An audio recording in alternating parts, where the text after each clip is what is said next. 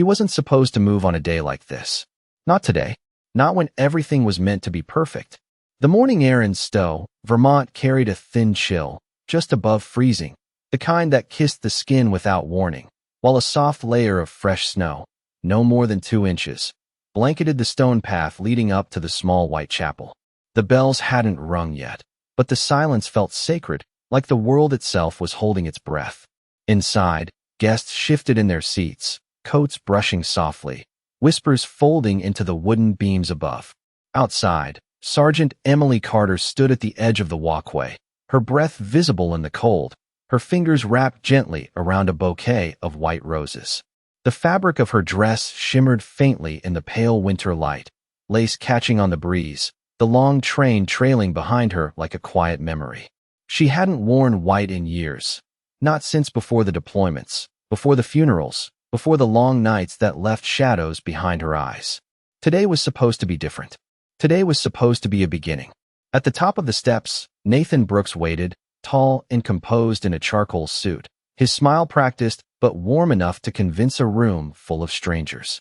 He raised a hand slightly when he saw her, a small gesture, controlled, as if everything about him had been measured in advance. Emily exhaled slowly, steadying herself, her boots pressing softly against the snow beneath the hem of her dress. And then, before her first step forward, a shape moved. It came from the side of the chapel, fast but silent, a shadow cutting across the white. Rex. The German shepherd slid to a stop directly in front of her, his body low but firm, blocking the path with a precision that wasn't accidental. His coat, black along the spine with deep tan along his legs and chest, caught the light in muted tones, snowflakes clinging to the edges of his fur. His chest rose and fell steadily, not panicked, not wild. Focused. Controlled. Emily blinked, her grip tightening around the bouquet. "Rex?" she whispered, her voice barely more than breath. The dog didn't look at her. Not at first. His amber eyes were locked forward. Past her, toward the chapel doors. Toward Nathan. There was no bark. No frantic movement. Just a stillness so deliberate it felt louder than any sound. The kind of stillness Emily had seen before, in war zones, in training fields, in moments when instinct spoke louder than orders. Rex's ears were upright, unmoving, his tail held low and rigid, his weight balanced like a coiled spring that refused to release. Emily felt something shift in her chest, subtle but undeniable. A memory without words. A warning without explanation. Behind her, a few guests who had stepped outside began to murmur, their voices soft but uncertain. "Is he okay?" someone asked. "Should we move him?" Another voice followed. But Emily didn't move. Because Rex had never done anything without reason. Not in 6 years. Not through every mission, every long night, every quiet moment when the world felt like it might fall apart. Slowly, she lowered herself, the fabric of her dress brushing against the snow as she knelt in front of him. "Hey, what is it, boy?" she said gently, reaching out but not touching him yet. Rex finally shifted his gaze. Just for a second. He looked at her, really looked, his eyes softer, almost pleading. Then he turned back again. Back to Nathan. The wind picked up slightly, carrying the faint scent of pine and something else, something colder, metallic, buried deep beneath the crisp air. Emily didn't notice it consciously, but Rex did. His jaw tightened just enough for a low, almost inaudible rumble to form in his chest. Not aggression, not fear, recognition. And in that quiet space between a bride's first step and a dog's refusal to move, something unseen began to surface, something that had waited, patient and silent, for this exact moment to be heard. The silence stretched just a second too long, the kind that made people shift their weight without knowing why, and Emily could feel it pressing in from all sides as the cold crept through the thin soles of her shoes. But she did not stand up, not yet, because Rex had never asked for attention without purpose. And somewhere deep beneath the calm surface of this day, she felt the faint echo of something unfinished, something that did not belong in a place like this. She swallowed slowly and tried again, her voice steadier this time, softer, the way she used to speak to him during long nights when the world felt uncertain. "Rex, look at me." But he did not. Not fully. Not the way he always had before. Instead, his gaze flickered only briefly toward her before locking forward again. unwavering, as if something beyond her shoulder held all his focus. And that was when Emily noticed it, the smallest shift in his posture. The way his muscles tightened just enough to signal alertness without panic. The same posture he used to take when he detected something out of place, something that did not match the environment. And her breath caught slightly as memory brushed against her thoughts, sharp and sudden. Behind her, a man cleared his throat, uncomfortable, and another voice spoke louder this time. "Ma'am, maybe we should move the dog so we can begin." But Emily raised a hand without looking back, a quiet gesture that carried more authority than the words themselves, the kind of gesture that came from years of command, and the voices softened again, uncertain, waiting. Nathan shifted at the top of the steps, his smile tightening just enough to be noticed if someone was paying close attention, and he took a few measured steps forward, careful, controlled, as if approaching a situation he did not want to escalate. "Emily, it is okay," he said, his tone calm, but slightly strained beneath the surface. "He is probably overwhelmed. It is a lot of people, a lot of noise." But there was no noise, not really, just the faint whisper of wind and the distant creak of the chapel door, and Emily felt that same subtle pull again, something in the space between what was being said and what was actually true. Rex's ears twitched at the sound of Nathan's voice, not backward in fear, not forward in curiosity, but angled just slightly, as if cataloging, processing, remembering. And then the low rumble returned. Deeper this time, still controlled, still contained, but impossible to ignore now, and a few guests stepped back instinctively, boots crunching softly in the snow. Emily's fingers loosened around the bouquet, petals brushing against her knuckles as she studied Rex more closely, really studied him. The way she had been trained to read every signal, every breath, every shift in weight. And there it was, the detail she could not ignore. His nose lifted slightly into the air, drawing in scent, slow and deliberate, as if tracing something invisible, something carried on the wind that no one else could detect. A memory surfaced, uninvited, of another cold morning, another place where the air carried more than it should have, and Rex had done the same thing then, standing still while the world moved around him, waiting for her to understand what he already knew. Emily exhaled slowly, her chest tightening, and she turned her head just enough to glance toward Nathan, really look at him this time. The way Rex was looking, not as the man she loved, not as the man she was about to marry, but as something to be observed, something to be read, and for a brief moment, too brief for anyone else to notice, she saw it, not in his face exactly, but in the stillness behind it, a hesitation, a flicker that did not belong to confidence, and it passed as quickly as it came, replaced again by that practiced calm. "Rex," she said again, quieter now, almost to herself, and this time she reached out, her hand brushing lightly against the thick fur along his neck, and he did not pull away, but he did not relax either, his body remaining firm, anchored between her and the path ahead. And then, slowly, almost reluctantly, he stepped one pace to the side, not enough to clear the way, but enough to shift his position so that he stood slightly ahead of her, angled toward Nathan, as if placing himself between them without making it obvious. Emily rose to her feet, the fabric of her dress settling around her, and the world seemed to breathe again, the tension easing just enough for people to think the moment had passed. But she knew better, because Rex had not finished, not yet, and as she took a single step forward, he moved with her, silent, precise, his presence no longer blocking her path, but guiding it, and somewhere beneath the quiet rhythm of her heartbeat, a question began to form.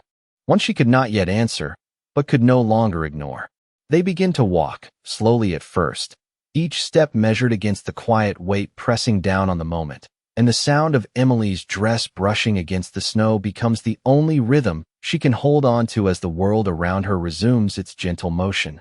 Guests settling, the chapel doors opening wider, the faint scent of polished wood drifting outward to meet the cold air. Rex moves beside her, not ahead now, not behind, but exactly aligned with her pace, his shoulder nearly brushing her leg, his presence steady and deliberate. And every few seconds his head lifts just slightly, nostrils flaring as he draws in the air again, tracing something invisible, something that refuses to fade.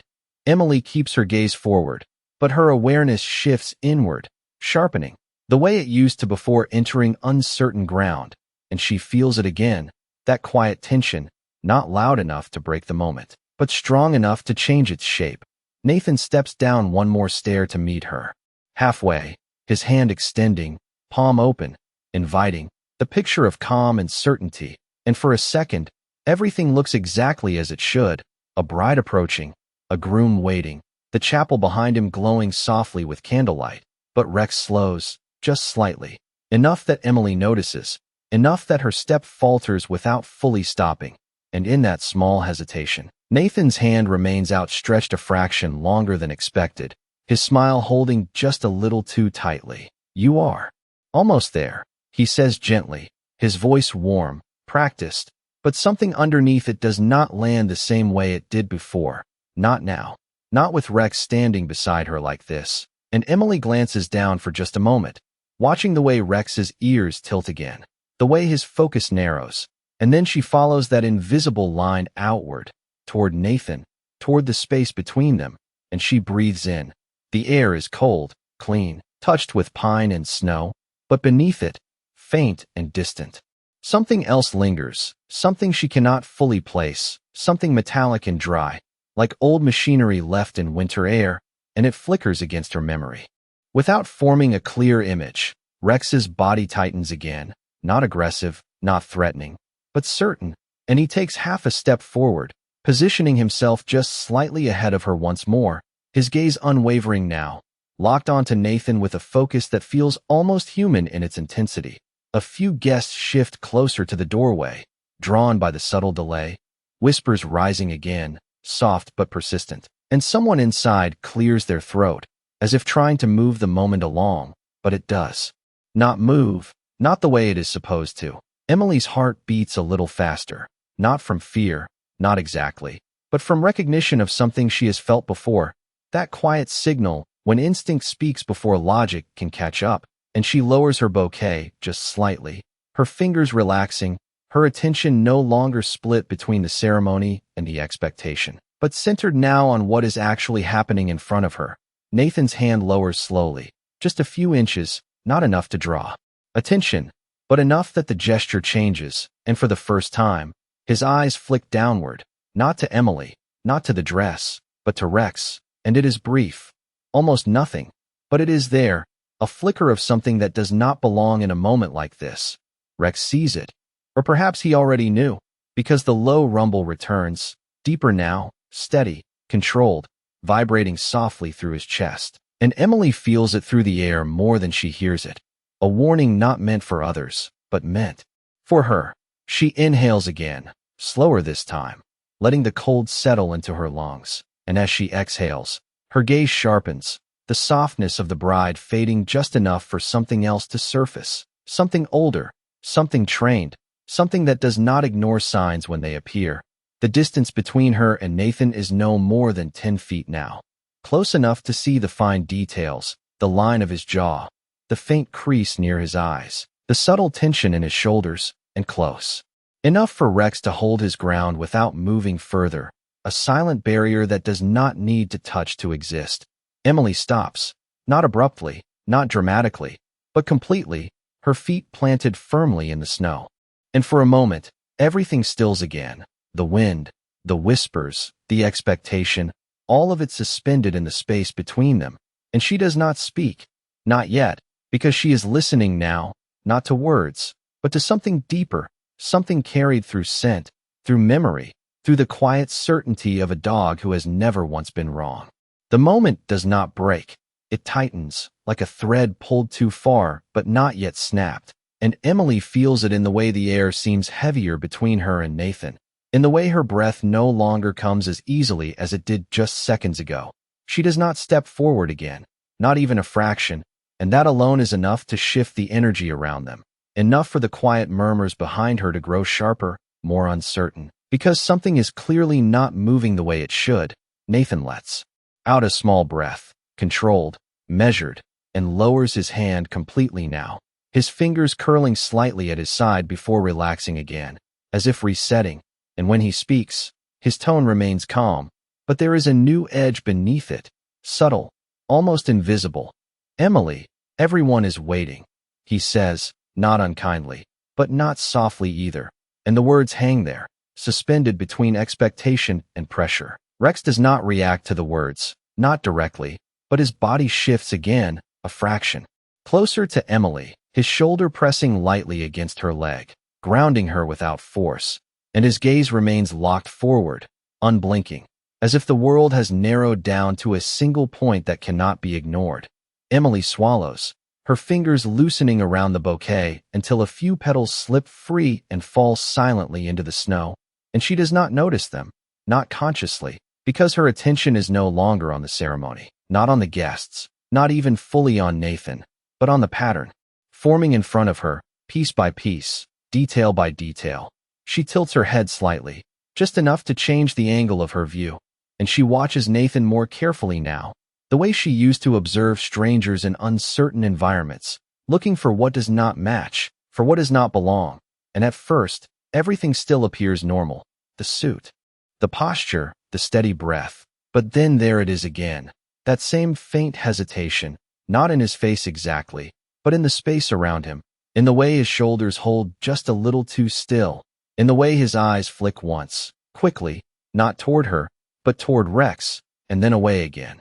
Rex sees it too, or perhaps he already knows, because the low rumble deepens, not louder, but more certain. A quiet vibration that carries meaning without needing sound, and Emily feels it resonate through her, a signal she has learned never to dismiss. A man steps out from the chapel doorway, one of the ushers, his expression polite but concerned. "Ma'am, if we could just," he begins, but his voice trails off as he notices the tension, the stillness, the way neither Emily nor Rex moves, and he stops, uncertain, glancing back toward the guests as if waiting for direction that does not come. The wind shifts slightly, brushing across the open space, carrying with it the faint scent of candle wax and old wood from inside the chapel. But beneath it, that other scent lingers again, faint but persistent, like something buried under layers of time, and Emily inhales slowly, trying to place it, trying to understand why it feels familiar without forming a clear memory.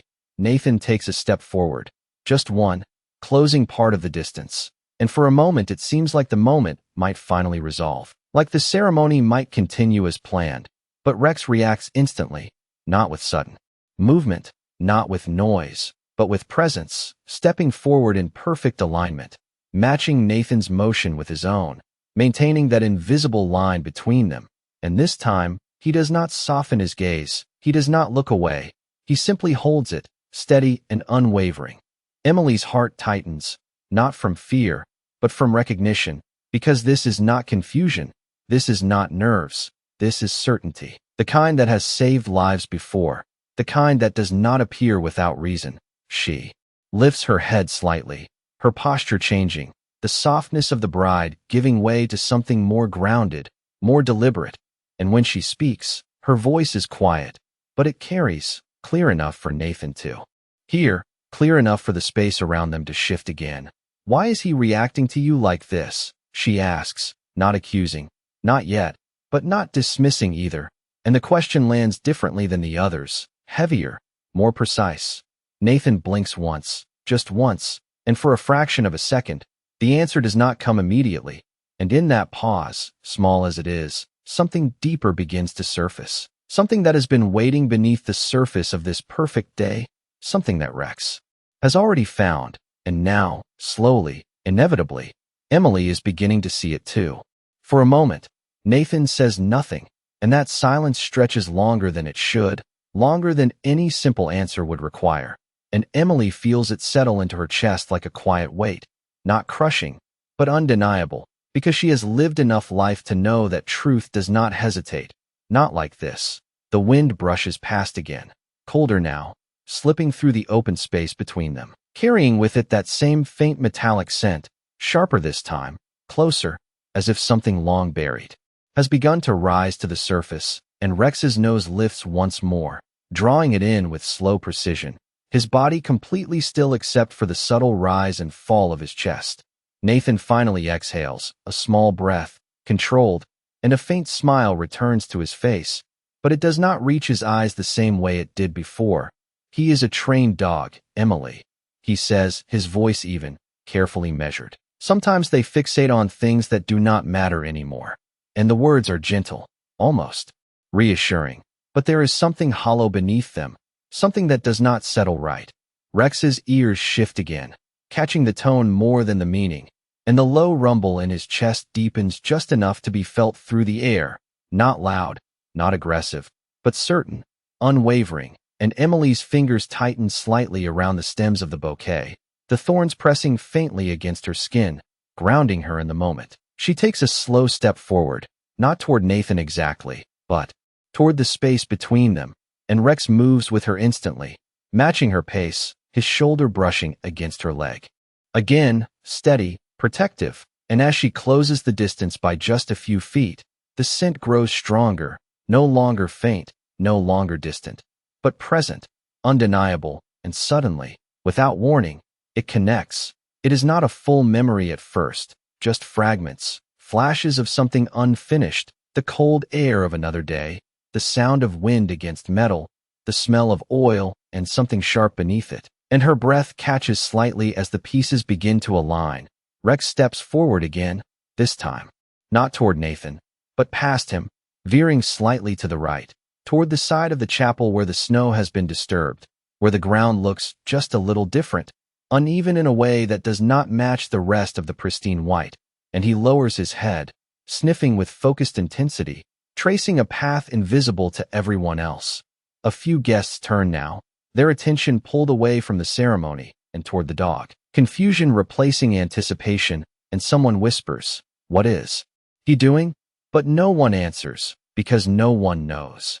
Emily follows without thinking, her steps slow but certain, drawn not by curiosity alone, but by something deeper, something that feels like recognition forming just beneath the surface. And Nathan's voice comes again, slightly sharper now, though still controlled. "Emily, we should go inside," he says, and this time there is a hint of urgency, small but real, and it does not go unnoticed. She stops again, turning her head just enough to look at him, really look, and the distance between them feels different now, not just physical, but something else, something harder to name, and she notices the way his jaw tightens for a fraction of a second, the way his shoulders shift, as if adjusting to a change he did not expect. Rex paws lightly at the snow, not digging wildly, not frantic, but deliberate, scraping just enough to reveal the darker layer beneath, and then he pauses, looking back at Emily, not with panic, not with confusion, but with something clear, something direct, as if asking her to see what he has already found. Emily kneels slowly, the fabric of her dress settling into the snow, cold seeping through, but barely registering, and she brushes the surface aside with her hand, uncovering a small patch of ground where something solid lies just beneath, something that does not belong to the natural rhythm of this place. Her fingers hesitate for a second, hovering just above it, and in that pause, the world seems to narrow again, the voices fading, the wind softening, everything focusing down to this single point, this single moment where truth waits just beneath the surface, and she realizes, with a quiet certainty that settles deep within her, that whatever Rex has led her to, whatever has been hidden here, it was never meant to stay buried. Not today, not like this. Her fingers press into the snow, brushing it aside slowly, carefully, as if whatever lies beneath might disappear if she moves too fast, and the cold bites into her skin, but she does not pull away, because something deeper holds her there, something steady and unyielding. The surface gives way just enough to reveal the edge of something metallic, dull beneath a thin layer of frost, and for a moment she only stares at it, her breath shallow, her thoughts suspended between doubt and recognition. While Rex remains beside her, completely still now, his presence no longer urging but confirming, as if the path has already been walked, and this is simply the moment she must see it for herself.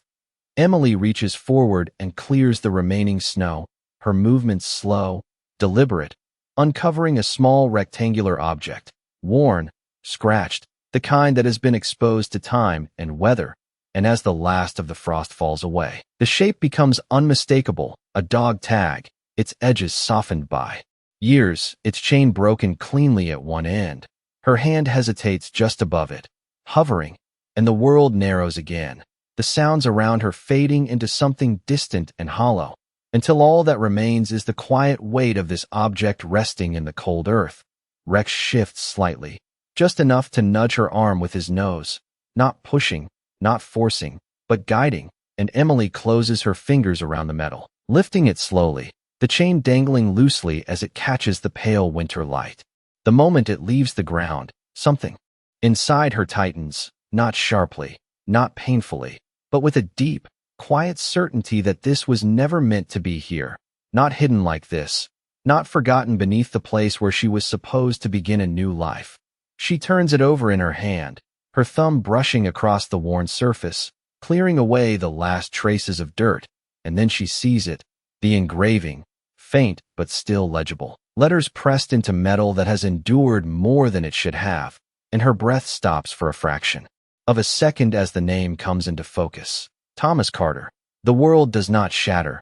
It does not collapse. It simply shifts, slowly, deliberately, like a truth that has been waiting patiently for its moment. And Emily feels it settle into place, piece by piece, the fragments she could not name before now aligning with quiet precision. Behind her, the murmurs grow louder, confusion rippling through the gathered guests as they begin to understand that something is no longer part of a ceremony, but something else entirely, something unresolved, and footsteps approach from the chapel, cautious, uncertain, while Nathan remains where he stands, unmoving, his presence suddenly distant despite the few feet that separate them. Emily does not look at him immediately, not yet, because her eyes are fixed on the dog tag, on the name that should not be here, on the weight of it resting in her palm, heavier than metal, heavier than memory, and she remembers, not clearly at first, but in fragments. The night her father died, the official report, the words that explained everything and nothing at the same time, the missing details that had never quite settled, the absence of this very piece that now lies in her hand. Rex lets out a soft breath, the tension in his body easing just slightly, not because the moment has passed, but because it has been reached, and he sits beside her, close enough that she can feel the warmth of him through the cold, his gaze shifting briefly toward Nathan, before returning to her, as if reminding her that this is not the end of what he has found, only the beginning. Emily slowly rises to her feet, the fabric of her dress heavy now with snow, her movements steady but changed, and as she lifts her gaze at last, turning toward Nathan, the distance between them feels wider than it did before, not in space, but in truth, and though no words have been spoken yet, the question she carries is no longer quiet, no longer uncertain, because whatever brought this piece of her father back into the light, whatever led Rex here on this day, it was never random, and it was never finished. The name does not echo out loud, but it fills the space all the same, settling into every corner of the moment like something that has been waiting far longer than this day was ever meant to hold. And Emily's fingers tighten slightly around the dog tag, as she studies Nathan with a gaze that no longer searches for reassurance, but for truth. The shift is subtle, but it changes everything. The air between them no longer soft with expectation, but sharpened with something colder, something clearer. Nathan does not step forward this time. He does not reach out again, and for a brief moment, his composure holds, steady and practiced, as if this is still something that can be managed, explained, contained, but the stillness lingers too long, and in that space, Rex rises again from beside Emily, his body aligning with her stance, his attention fixed forward, unyielding. Emily lifts the dog tag slightly, just enough for Nathan to see it, the faint light catching the engraved letters, and her voice, when it comes, is quiet, but no longer uncertain. "This should not be here," she says, not accusing yet, but not asking either, because the answer is already forming in the silence that follows.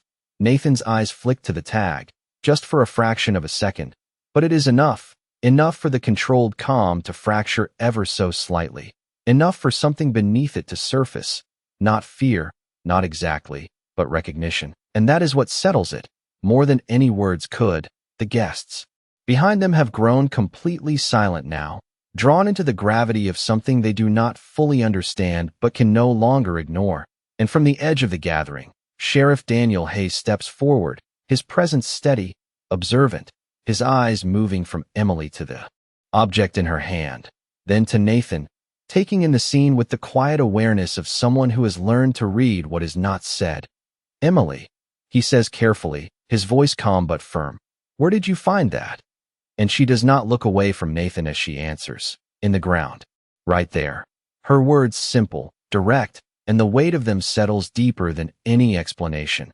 Hayes nods slowly, his gaze narrowing just slightly, and he takes another step closer, his boots pressing into the snow with a soft, deliberate crunch, while Nathan finally exhales again, this time less controlled, less measured, as if the moment has shifted beyond his ability to shape it. "It is just a coincidence," Nathan says, the words coming a little too quickly now, a little too smooth. "Old things get buried. Things get moved. It does not mean anything."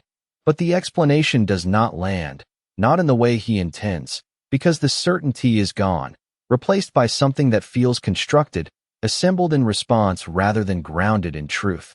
Rex's gaze sharpens at the change in tone, his ears angling forward, and the low rumble returns, not louder, but unmistakable, a steady warning that fills the quiet space between them. Emily finally takes a step forward, closing the distance just enough to see Nathan clearly, every detail now illuminated by something deeper than light, and she tilts her head slightly, studying him the way she once studied uncertain terrain, not looking for comfort, but for what does not belong. "You knew my father," she says, not as a question, but as a statement, and the air seems to still again, as if even the wind is waiting. Nathan does not answer immediately, and that pause, that single hesitation, is louder than anything he could say. Because truth does not need time to arrive. Not like this. Sheriff Hayes shifts his stance slightly, his attention fully engaged now, and though no one has raised their voice, though no one has made a scene, the moment has already crossed into something else entirely, something that cannot return to what it was. Emily's grip on the dog tag steadies, her breath evening out as the last pieces begin to fall into place. Not fully, not completely, but enough to understand that this was never chance, never coincidence, and never finished. Rex steps half a pace forward, placing himself just slightly ahead of her once more, his body forming that same quiet barrier, not out of fear, but out of certainty, and in that still, unspoken alignment between them, Emily knows that whatever comes next, whatever truth is about to surface, she is no longer walking toward a wedding, but toward something that has been waiting for her all along. The silence does not break with a shout or a sudden movement. It deepens, settling over the gathered crowd like fresh snow, soft but impossible to ignore, and in that stillness, Nathan finally exhales in a way that is no longer controlled, no longer measured, but real, as if something he has been holding beneath the surface has reached its limit. His shoulders shift, not dramatically, just enough to reveal the strain beneath the calm. And when he looks at Emily now, it is different, not the polished certainty she has known, but something more complicated, something unfinished. "It was not supposed to come back like this," he says quietly, the words barely louder than the wind, and they do not sound like denial. They sound like something closer to acceptance. Emily does not move, her posture steady, her gaze unwavering, and the dog tag rests firmly in her hand, its weight anchoring her to this moment, to the truth that is no longer hidden. Sheriff Hayes steps closer, his presence firm but not aggressive, his voice calm. "Nathan, I think it is time you explain what you mean." And the request is simple, but it carries the authority of someone who understands that the line has already been crossed. Nathan looks past Emily for a moment, toward the chapel, toward the open doors and the guests standing in quiet disbelief, and then back at her, and for the first time, the carefully built version of himself seems to fall away, not all at once, but piece by piece. "Your father was not supposed to lose that," he says, his eyes flicking briefly to the tag in her hand. "It was not part of the plan." And the words land heavily, not because they are loud, but because they confirm what had only been fragments before. Emily feels something inside her settle, not into anger, not into fear, but into clarity, the kind that comes when uncertainty finally gives way to truth, even when that truth is incomplete. Rex shifts slightly beside her, his body still aligned, still steady, but the tension in him has changed, not gone, but transformed, as if the signal has moved from warning to witness. Hayes takes another step forward, his gaze steady on Nathan. "What plan?" he asks, and there is no rush in his voice, no force, just the quiet insistence of a question that expects an answer. Nathan's jaw tightens, and for a moment it seems like he might retreat back into silence. But something in the weight of the moment, in the presence of Emily standing there with the past in her hand, and the present unraveling in front of her, keeps him from doing so. "He was looking into things," Nathan says slowly, choosing each word with care. "Contracts, shipments, details that were not meant to be questioned." And he pauses, his gaze lowering briefly before returning to Emily. "I was sent to make sure it stopped, to keep everything quiet." And though he does not describe more, he does not need to, because the meaning is already clear, already complete in the spaces between his words. Emily does not step back. She does not raise her voice. She simply stands there, absorbing it, letting it settle into the structure of everything she thought she knew. And for a moment, the world feels strangely still again, as if it has aligned itself with this truth. The wind moves softly through the trees. The chapel doors creak slightly as someone shifts inside, and somewhere in the distance, a bell begins to toll, not for celebration, but as if marking the passing of something that can no longer continue. Rex lifts his head slightly at the sound, then lowers it again, staying close, his presence constant, unwavering. And Emily feels it, that quiet support that has never asked for anything in return. Sheriff Hayes nods once, slowly, the pieces coming together in his own understanding, and though he does not act immediately, the shift in his stance makes it clear that this moment has moved beyond words, beyond explanation.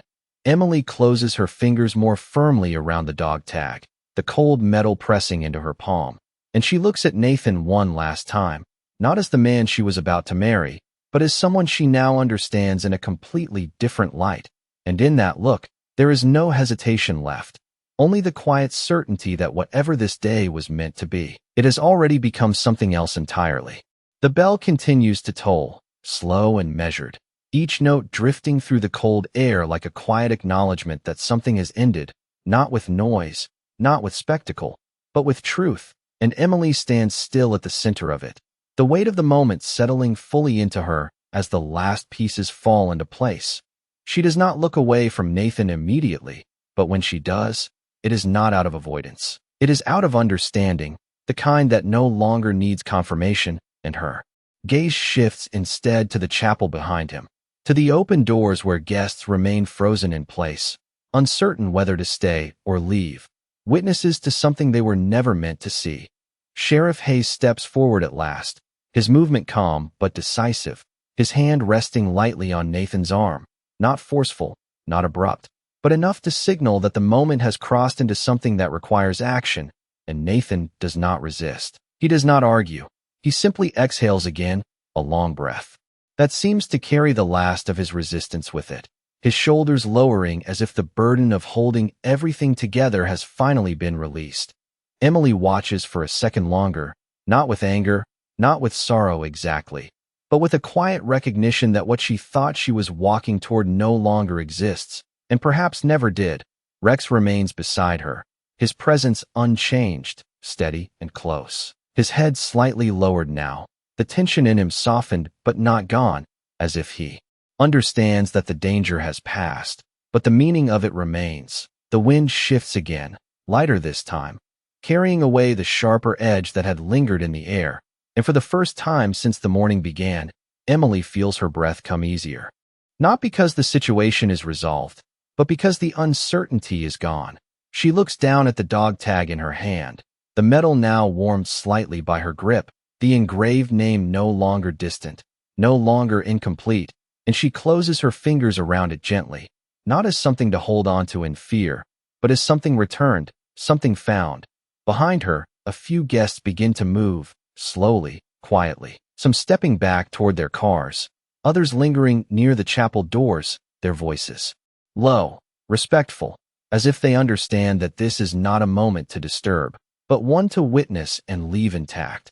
The white roses slip from Emily's hand, falling softly into the snow at her feet, untouched, forgotten in the shift from ceremony to truth, and she does not reach for them, because they no longer belong to what this day has become.